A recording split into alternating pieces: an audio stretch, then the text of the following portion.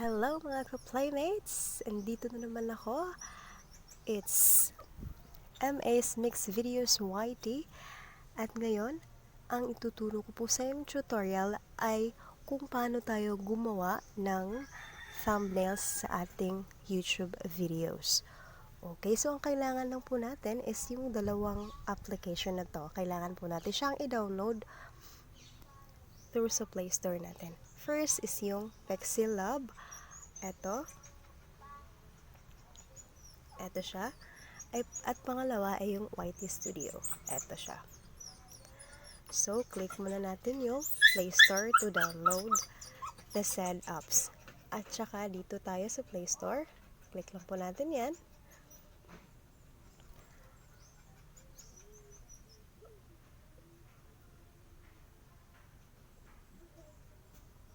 Click lang po natin yan. Pagkatapos, click niyo po yung search button sa taas. Search lang po natin yung Pexilab. Ayan. Ito pong logo na to. Itong logo na to, ayan po. Click po natin yan. Ayan. Ayan. So, sa mga hindi pa po nakapag-install, may nakalagay po dyan sa baba. Yung green na button na yan. Install pa lang po natin dyan kapag hindi pa po kayo nakapag-install. So, install nyo muna yan. Then, after yan, install din po natin yung, I'm sure meron naman siguro po tayong YT Studio sa mga YouTubers. Okay, so, diretso na tayo. Dito tayo sa Pexilab. Ayan, so nandito na tayo sa Pexilab na application natin. So, ang gagawin po natin dito is dito po tayo mag-create ng ating magiging thumbnail sa ating YouTube video na gagawin. Ayan. So, dito tayo sa ito. Click natin yan, yung may square na button sa baba. Tapos, click natin tong transparent. Yan. So, yan yung gagamitin ko para plain lang siya. Kukulayan ko lang siya. Click ko lang yung color. Tapos, pipili ka lang ng color na gusto mong maging background. So, yung pipiliin ko rito is color yellow. Yellow na lang. Ayan. So, na-automatic siya naging yellow. So, check lang natin siya. Ayan. So, pagkatapos niyan, pipili tayo kung gusto niyong pumili ng pictures. Dito tayo sa plus button sa itaas. Ayan. At saka click natin yung gallery natin. At dito mamimili na po tayo. Ayan. Pagkatapos po natin na-set yung background natin into color yellow, pupunta muna tayo dito sa itaas. Ayan. Yung tatlong button na yan, kailangan natin i-set yung ating image size into YouTube thumbnail. So, from custom, papalitan natin yan into YouTube thumbnail. Yan. So, automatic yung width and height niya. Click lang natin tong okay sa gilid. Yan. So, ayan. So, magsisimula na tayo. Dito tayo sa new text. Ayan. Click lang natin tong pencil sa itaas. Ayan. So, click lang natin ulit.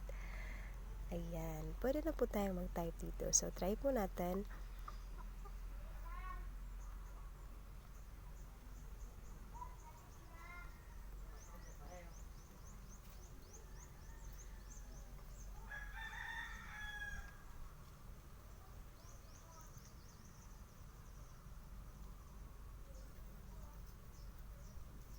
Ayan. So, kung gusto natin ng capital letters, click lang po natin tong T sa gilid. Ayan. Kung gusto naman natin small letters lahat, click pa rin natin yan. So, ako gusto ko capital letters lahat. So, i-click ko ulit siya.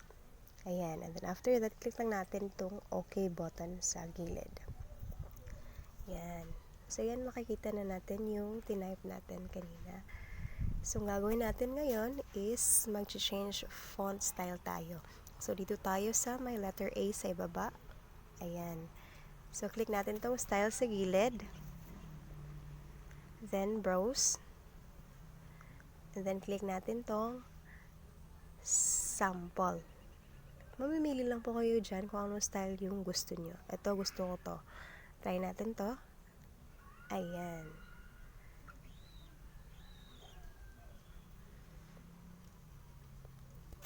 So, gusto natin i-adjust. Kung gusto natin palakihin pa, mapapalaki pa natin yan. Kung gusto natin i-adjust, maa-adjust natin yan. Yan, kung gusto natin palakihin pa yan, dito lang po tayo sa size. Dito sa size, sa text size. Ayan. And then, ayan, drag lang niyo po yan. Kung gusto niyo mas malaki, kung gusto niyo maliit, paliitin pa. Ayan. Ito gusto ko, yung hindi masyadong malaki kasi may ilalagay pa po tayo dyan. Ayan. Click lang natin tong check pagkatapos. Ayan. And then, gusto kong i-change yung color ng letters natin. So, dito tayo sa colors. Ayan. And then, pipili tayo. I will try this one. This blue. Okay. Ayan, so automatic siya nagiging blue. And then, check natin tong nasa check sa gilid. Ayan. And then, mag-a-add ako ng picture. Click natin tong plus sa itaas. And then, dito to sa gallery. Ayan. So, mamimili ako ng picture ito. So, pagkatapos niyan, check natin tong gilid. Ayan. So, ang laki niya, i-adjust natin siya. Paliitin natin. Drag lang natin siya. Ayan. Ayan na po siya. Then, after that, mag-a-add pa ako ng picture. Ayan. Dito sa gallery. Ayan. Ito. Check lang natin. Ayan, so adjust lang natin ng konti. Ang laki lang. At saka itong side na to, pwede natin i-rotate yung picture. Ayan, rotate natin siya. Either picture pa yan or letters. Pwede natin i-rotate yan. Ayan, mag-a-add pa ako na isa pang picture. Balik tayo sa gallery. Ayan, at ito. Ayan, check lang natin. And then, adjust natin yung picture. And then, i-rotate ko siya again. Ayan. This time, mag-a-add ako ng text. Click lang natin tong plus sa itaas. And then, click natin tong text. Ayan, may new text na tayo. Click natin tong pencil sa taas. Ayan.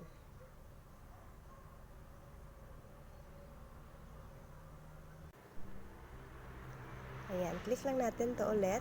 Text, ayan. Magdadadag ako ng number 20.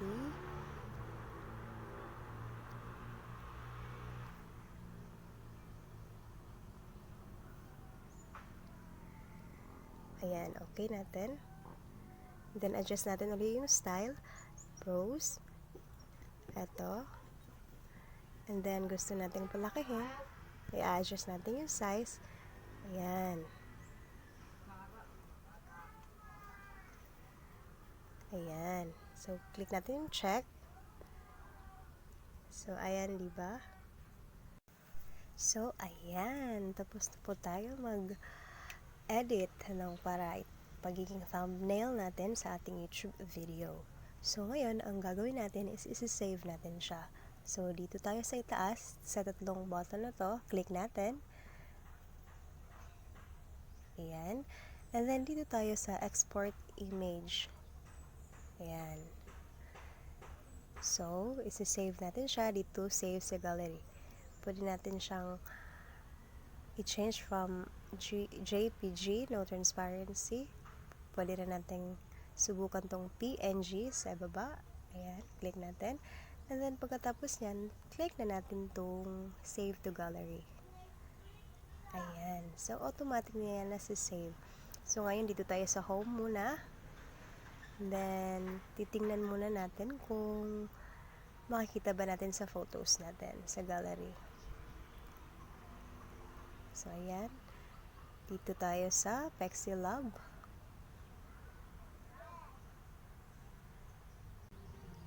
So, ayan.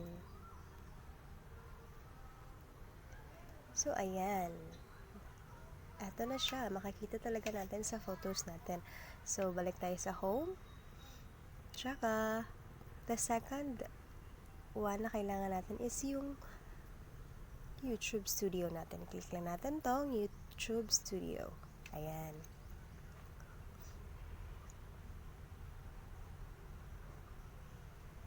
Yan, pagkatapos yan, click natin tong tatlong line sa itaas. Ayan, and then punta tayo sa videos natin. Ayan. So, dito, makikita natin may dalawang videos pa ako kasi simula ko lang po. As I've said, I'm a new YouTuber. So, sana supportahan nyo ako by clicking the subscribe button and hitting the notification bell for more updates of my upcoming videos. Okay, so dito tayo sa step-by-step tutorial ko on how to download Gcash. Ito, click natin to. And then after that, click lang po natin tong pencil sa itaas. Ayan. After that, click natin ulit yung may pencil sa itaas. Ayan.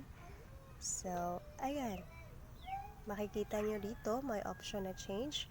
Click natin tong change. And automatic na tayo mapupunta sa gallery natin. So, ayan. Click ko tong ginawa ko, bagong gawa ko. Ayan. So, automatic siya mag-a-appear dyan. And then, click natin itong select sa itaas. Ayan. And then, after that, click pa rin natin itong save sa itaas. Okay, nag-loading na siya. So, ayan na siya. Medyo blurred pa siya. So, hintayin natin ha, maging clear siya. Back muna tayo. So, ayan na. Ayan na yung bago nating